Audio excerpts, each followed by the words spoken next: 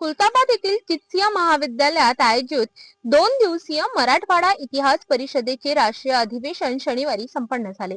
या अधिवेशनाचा समारोप डॉक्टर बाबासाहेब आंबेडकर मराठवाडा विद्यापीठाचे उपकुलगुरू डॉक्टर वाल्मिक सरोदे यांच्या प्रमुख उपस्थितीत झाले। या 2 दिवसीय अधिवेशनात इतिहास संशोधनाच्या विविध पैलूंवर एकूण 100 संशोधन पेपर सादर करण्यात आले।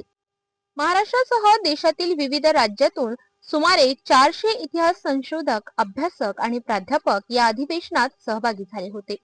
अधिवेशनादरम्यान झालेल्या आमसभेत पुढील 3 वर्षांसाठी कार्यकारिणीची निवड करण्यात आली। यामध्ये अध्यक्ष म्हणून डॉक्टर गोपाल बच्छिरे, सचिव डॉक्टर शरद गावंडे, उपाध्यक्ष गजानन पाटील तसेच जिल्हा प्रतिनिधींची निवड करण्यात आली।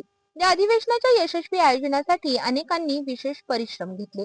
अधिवेशनात प्राध्यापक शेख समरीन, डॉक्टर शिल्पा खोत आणि डॉक्टर अफरोजा यांच्या पुस्तकांचे तसेच परिषदेच्या संशोधन ग्रंथांचे प्रकाशनही मान्यवरांच्या हस्ते करण्यात आले।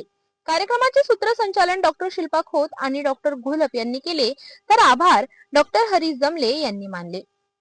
मराठवाडा इतिहास परिषदेचं 45वे राष्ट्रीय अधिवेशन जे ते छत्रपती संभाजीनगरमधील रत्नपूर तालुक्यामधील चित्सिया कॉलेजच्या तर्फे आयोजित करण्यात आलेलं आहे। आपण आता सध्या त्याच ठिकाणी उपस्थित आहोत। आपण माझ्या मागे बघू शकता अनेक नागरिक किंवा मान्यवर जे असतील ते या ठिकाणी उपस्थित आहेत।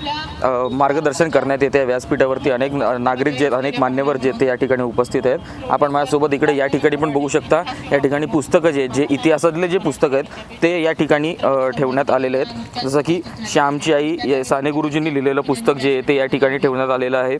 त्यानंतर MPSC UPSC साठी अभ्यास करणाऱ्यांचं जे डॉक्टर आचार्य काठाळ सरांचं पुस्तक हे या ठिकाणी ठेवण्यात आलेलं आहे। आधुनिक महाराष्ट्राचा इतिहास ज्याच्यामध्ये अखंड महाराष्ट्राचा इतिहास जो आहे तो या ठिकाणी ठेवण्यात आलेला आहे। त्या पुस्तकाची माहिती या ठिकाणी देण्यात येत आहे।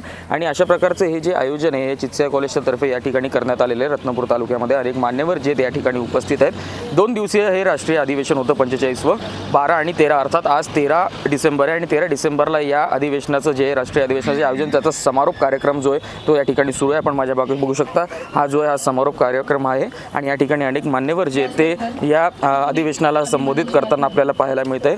आता याबद्दलची अधिक माहिती जी आहे ती उपस्थित असलेल्या मान्यवरांकडून आपण थोड्याच वेळात जाणून घेऊयात। तत्पुरते इथेच थांबूया। सहकारी राजेश थोरात सोबत धवल गोलप, सिटी न्यूज, छत्रपती संभाजीनगर।